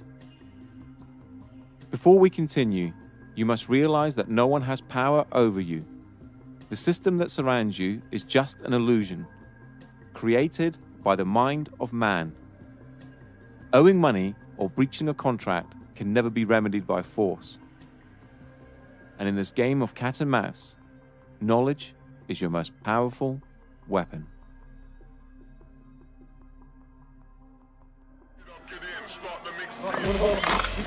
Film this, please. Don't stop me. I'm not stopping you. Right. So was the warrant. What are you going to do? What are you going to do? Take it back. Look, where's he going? What is he doing? Stop that! You're being really stupid. Why don't you get some respect for yourself? Have a bit of dignity. Show us the warrant, please. I think we've got a warrant for the arrest. Can you show us the warrant, please? Show us your documentation. Show us the warrant, please, with a wetting signature.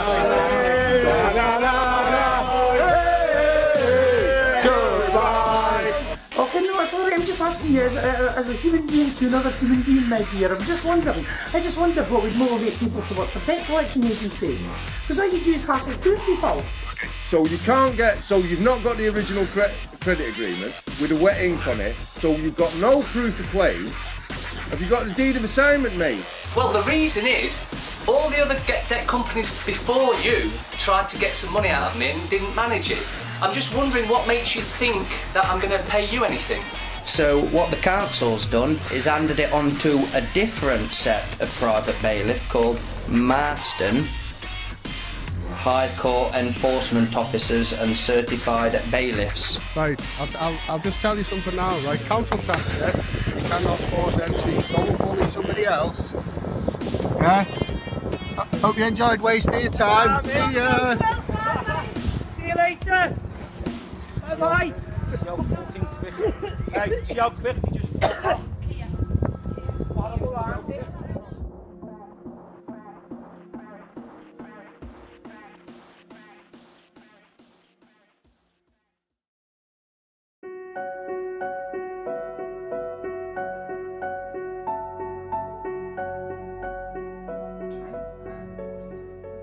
My name is John Whitterick, and I have a website called getoutofdebtfree.org.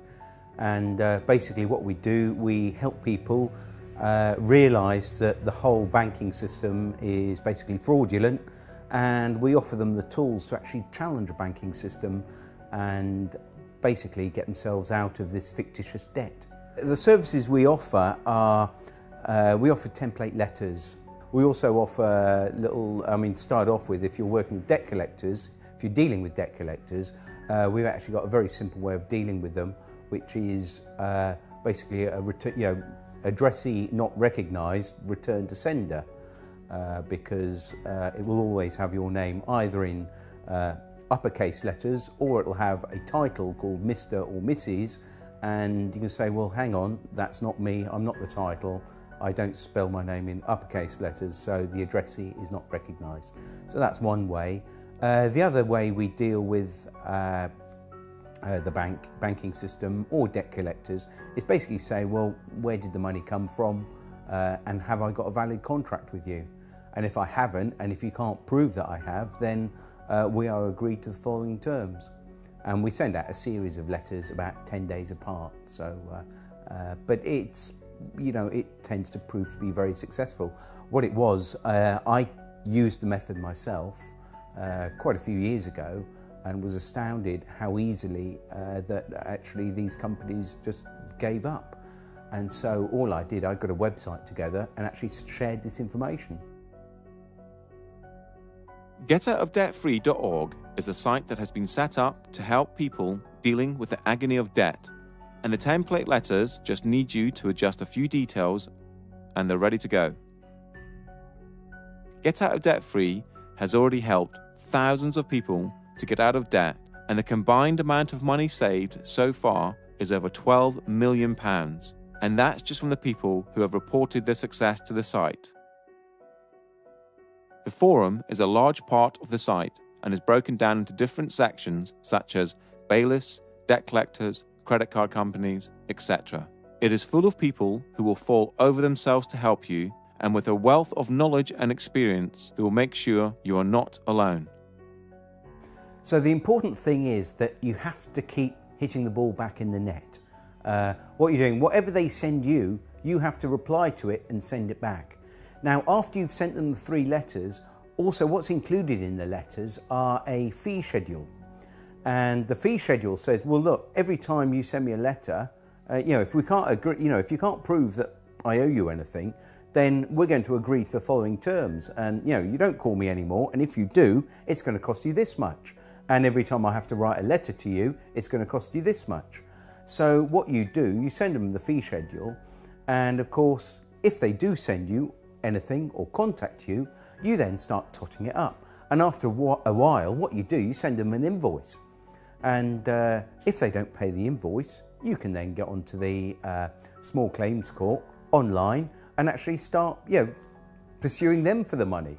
So, what you've got to think is the only power they have over us is fear. Now, when the fear goes and you start challenging them, do you think they really want to deal with you if you're going to be invoicing when there's all these people go, oh, like I was, really nervous, and they're going, all right, well, I should owe them some money to get to the stage where, no, hang on, mate, you've actually sent me 3 letters.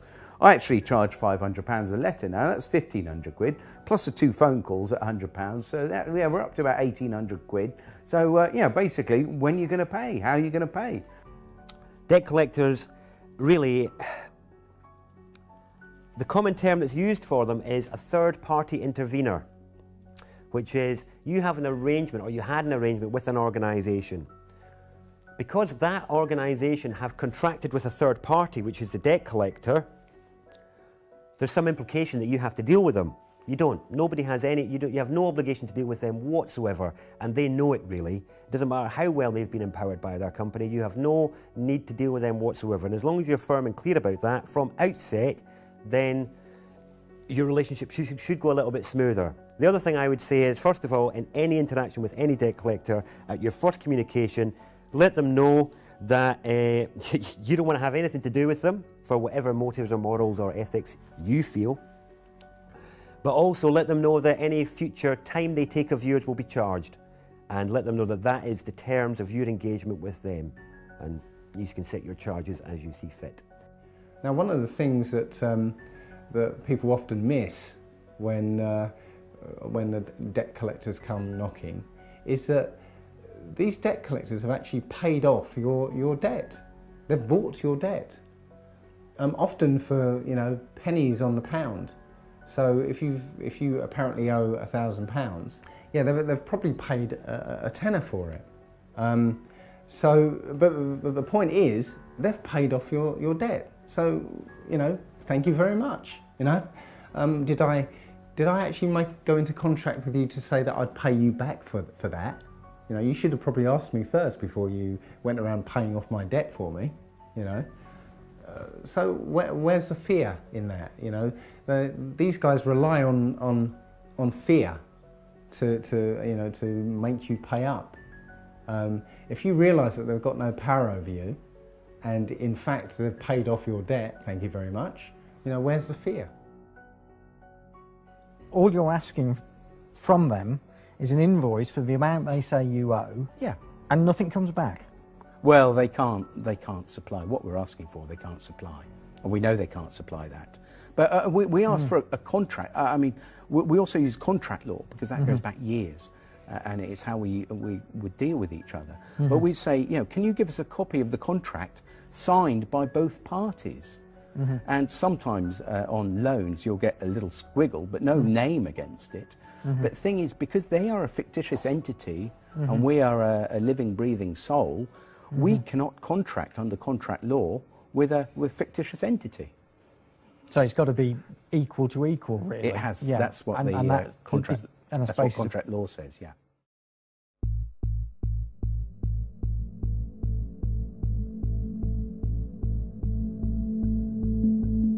Debt collectors have no rights of entry. If they turn up at your door, they can only negotiate how you will pay, nothing more. If they make threats pertaining to more power than they actually have, then they are breaking the law. Normally sending the 3 letters as described in the previous section, plus an estoppel, is usually enough, and it works in nearly all cases. If an agent of a debt collection company turns up at your door, you do not have to deal with them unless you want to.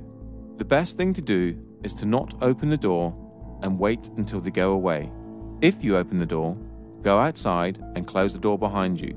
Take your phone and film the encounter. Tell them you do not want to deal with anyone at the door or over the phone, only by post.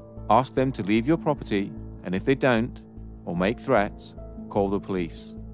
They will have no warrants, so the police must ask them to leave, as it is a civil case. They have no power, only empty threats.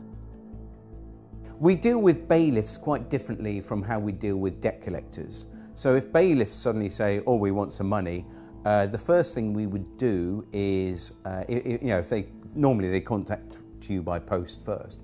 And we would just make a differentiation. We're talking about not court bailiffs, but we're talking about private bailiffs. And so for banks and things like that, it's always private bailiffs. So court bailiffs are a little bit different and a little bit specialised. So, but if you're dealing with debts, as and the website is, we'd be talking about private bailiffs. Now, the thing is, they actually have very, very few powers, if any. So the first thing you do, you send them a removal of implied rights of access. So you send them a document you can download off the website, which removes their implied rights of access. Now, what you're doing, you're removing that common law right from the bailiff to be on your property, which means that as soon as he sets foot on your property, then he's committing a trespass, which you can then sue him for. So you make that very clear to him. You can then put that notice on the door or on a window so that it's visible when they actually come onto your property. That's the first thing you do. It's a good idea that everything you do, if they actually turn up at your property, the first thing you do, ideally if you've got a front and back door, you'd go out the back door, lock it behind you, okay, and then go round to the front and meet the bailiff.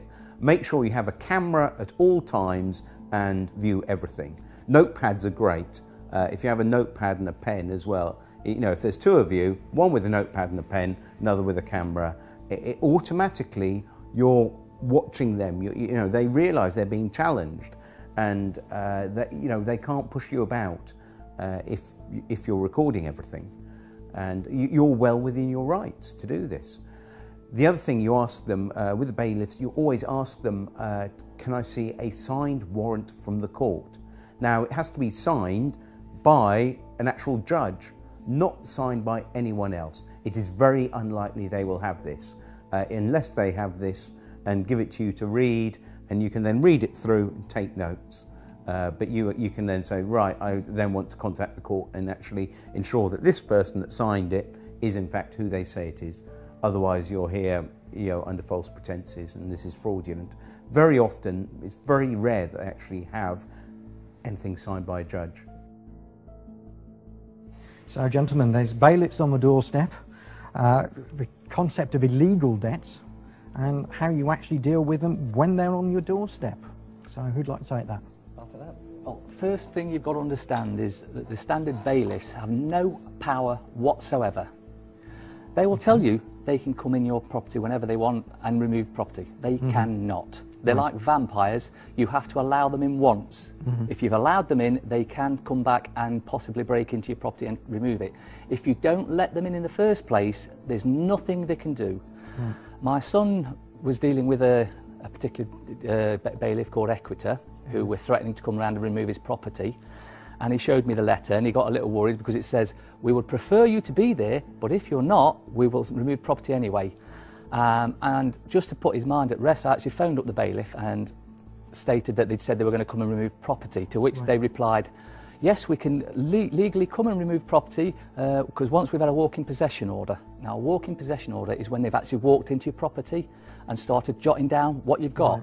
If you never let them in the first place, they can't get in. And the bailiff admitted that if we've not entered your property, we cannot get in. One of the tricks they will do is try pushing past you. Right. If they touch you, that's assault. Call the police. What, just touching you? Touching you is assault. Okay. So they can't push their way in, force past you, that's assault. If they do that, call the police there and then. And they will back off, and also threaten them with a Form 4 warning, which you can send off to their certificating court, right. And they basically could lose the job for that. Right, I'm going to go. What are you doing? Film this, please. Don't obstruct me. I'm not obstructing you. Right. Show us the warrant. Give us the keys. Show us the warrant. Let me have a look at the warrant. Bring 999, please. You can see it. 999. 999. You're not going in without a warrant. You don't tell me what to do. I will, I just did. Yeah, well, you're wrong. I'm wrong, am I? What am I wrong about? Where's your warrant? Go away. There. Where's your warrant? You got. Can you see that? Let me have a look at the warrant. How you doing? There. You trying to be heavy here or something? You trying to intimidate me? You know what you're trying to do? You said 6 times. Can I see the warrant? There. No, no, no. I want to see the warrant. Hand me the warrant. You're not. You are here. And of course, they can't break into your house. That's the other thing. Everyone thinks, well, they can't. You can let them in. Once you've let them in, basically they can then go in again. But what you do not let them in. You make sure the house is locked at all times. Except for in exceptional circumstances listed here, criminal court fines, income tax, or, if it's a business, can reasonable force be used to gain entry, but only as a last resort and only after all other avenues have been exhausted. The wording here is reasonable force. Bailiffs cannot use force against a person, and it states it here in Schedule 12 of the Control of Goods Act. And here in the Criminal Law Act 1997. And on the gov.uk website. The problems arise when bailiffs do not understand their powers and misinterpret the words of the acts, which is easy to do as they are so complicated. Bailiffs tend to pick the parts of certain acts that suit them best. A prime example of this is when the police attend and the bailiff shows them a court warrant, walking possession order, or something of that nature, and then they show this part of Schedule 12 of the Taking Control of Goods Act, where it states it is an offence to obstruct a bailiff. The police will state that they are there to prevent a breach of the peace, and if you obstruct the bailiff, they will arrest you to prevent that breach of the peace. This can be broken down to a tale of the tape to show the position of each person in the situation. You, a living, breathing human being. Human rights are absolute. Only unto the law. You are man or woman, the highest authority. You are trying to protect your property. The bailiff works for a corporation, has a fictional title and is representing a fiction. No right to use force against a human. Has some sort of court order. The police officer is a public servant. You are the public and the bailiff is not. They are there to prevent a breach of the peace. Many encounters have ended with the police siding with the bailiffs and acts of violence or arrests being made on the debtor, all because of a major misunderstanding on behalf of the police. Here's why. We have shown that force cannot be used to collect a debt except in exceptional circumstances. A bailiff cannot use force on a person. If you are standing in front of your door and peacefully resisting, they cannot move you out of the way. For an arrest under the prevention of a breach of the peace, there are plenty of case laws that show the aggressor is the one to be arrested. The main definition comes from R.V. Howe, 1981, and the following next 4 case laws define who is to be arrested to prevent a breach of the peace.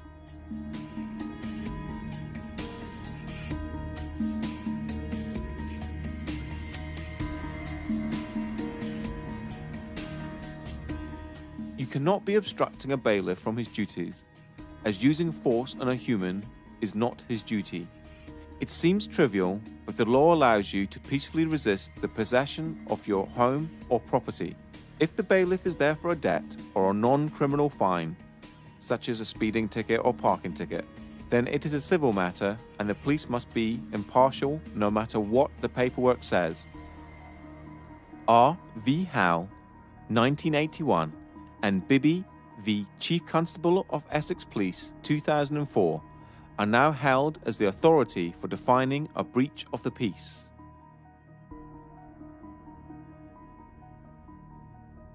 The main one to remember is the threat must come from the person to be arrested. That means if a bailiff tries to touch you or move you out of the way, they are the one to be arrested.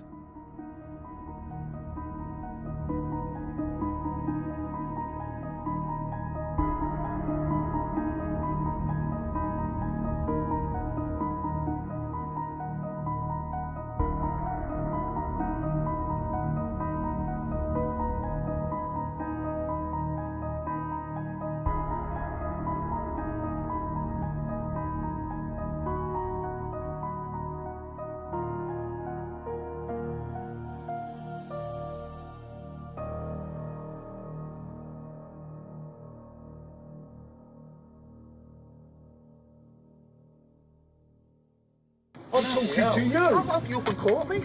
Oh, please do. Oh, I will do. What's your name? Higgs. H-I-G-G-S. First name, Paul. Date of birth, Hello. 5/9/55. Hello. I'm being intimidated and threatened. Your opinion is worth less than something I might trod on. You! What's the matter with you? How many of you are there? What's it got to do with you? Hello? You're committing trespass and fraud and theft on people. That's what you do for a job, and you should be disgusted with yourself. That's what you do for a job. You're a thief. Go away, you ain't having it. Too many fucking massacres today and more coming down. The moment they get started, they're all tweeting and texting with 200 people in the street. You haven't got the firm. Because we got the firm. Look how many fucking people. Yeah, we got the firm. Can we report a crime scene? These criminals here, please. These criminals are Constable. trespass on our land. And can you please explain that the evidence is not admissible if it's not signed? This is not signed, nothing's been signed, it's inadmissible. And you will be trespassing if you come on this property. You can't force your way into the property. What are you doing? You're breaking the law. No, You're breaking the law. We're filming you. Who are you? We want some ID, please. We can have some ID. We can have some ID. Why are you trying to force in here? Let's go. That's a warrant of control for the unpaid penalty. And where's the magistrate's signature? Don't need a magistrate. Oh, yes, you do. So you can call the police if you wish. You both have no power here, so you should leave. Because we will ring the police. You can do that, but it will be deemed theft. Well, leave the land. Leave the land. Leave the land. Thank you very much. Leave the land, please. Come on. He's got no authority. He's a locksmith. Get him off the land. Thank you very much. You need to read this in relation to this eviction today. We're not allowed to use any force or violence, and that would be laid at Magistrates Court tomorrow for a summons against anybody here who authorises or who issues violence for this eviction. It's simply not allowed. I'm pretty sure of that. I'm pretty sure it's not just a job. Yeah, I'm sure it's vocational. You're doing the right thing.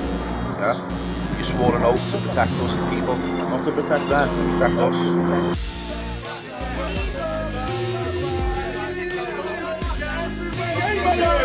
This is going to happen wherever you guys go with our lives. You people need to really think about what you're doing, please, before it's too late. And don't be arrogant, Mr. Koresh. You really have got a problem there. No, you haven't. No, you haven't. Don't touch the female, mate. Don't touch her. I'm not touching her. Don't My touch arms her. are here. Right.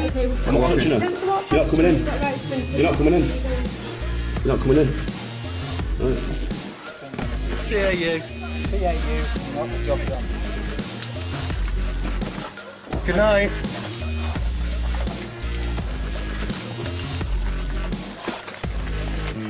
The law. It's a criminal. It's a trespass.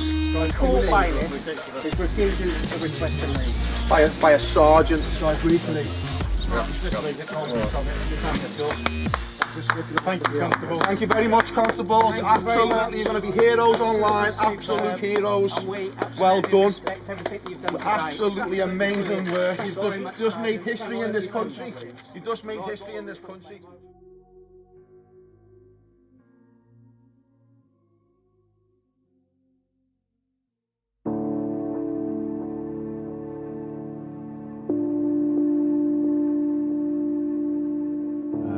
In this society, there is no way of actually living free at this point. I've had the idea to find some land somewhere, you know, buy a piece of land and build my own house and live apart from the system. The system will not allow you to do that. They will come for you and kick you off your own land and force you to live the way they want you to live. What I feel is quite important is people need to get educated. People need to start waking up and realise what's going on around them.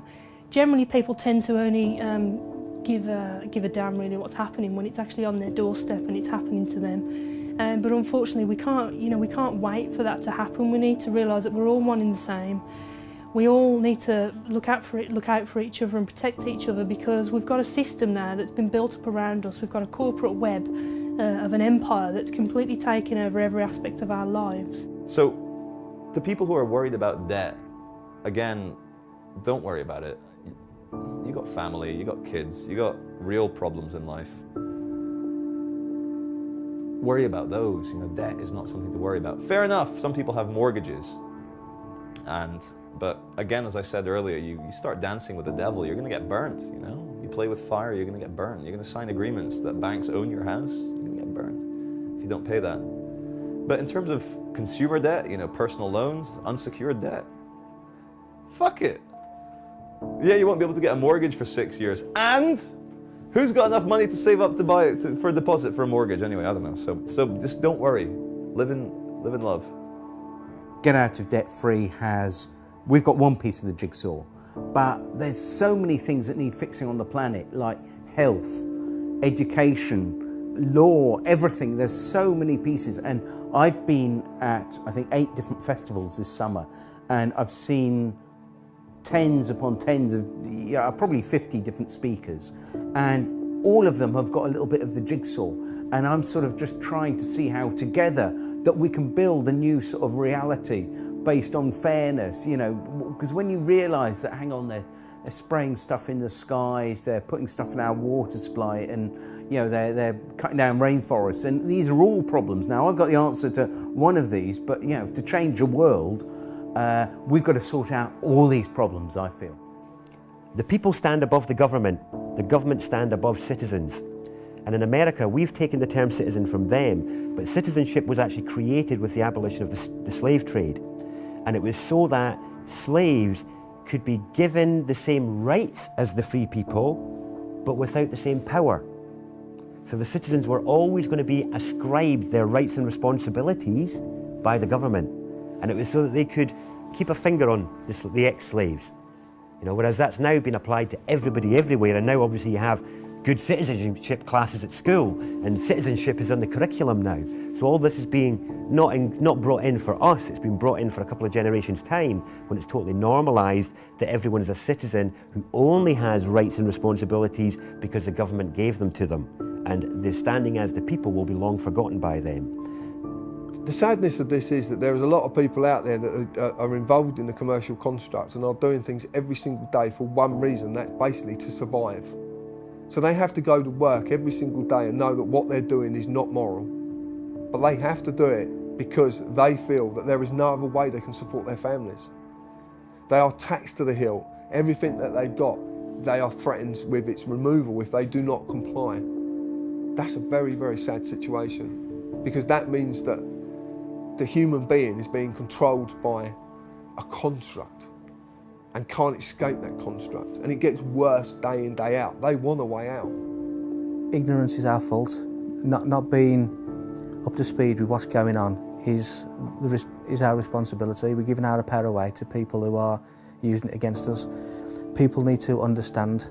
People need to wake up to what's really, really going on before it's too late, and stop looking at the mainstream media. Stop looking at the mainstream newspapers. Start looking at some information that's real and is relevant, because otherwise we're all going to be microchipped, we're all going to be controlled. We can barely do anything now, having to ask the government for permission to protest against the government. Our freedoms are being taken away by the day, and people are not noticing because they're being distracted with other things, from religions, from TVs, from celebrity gossip.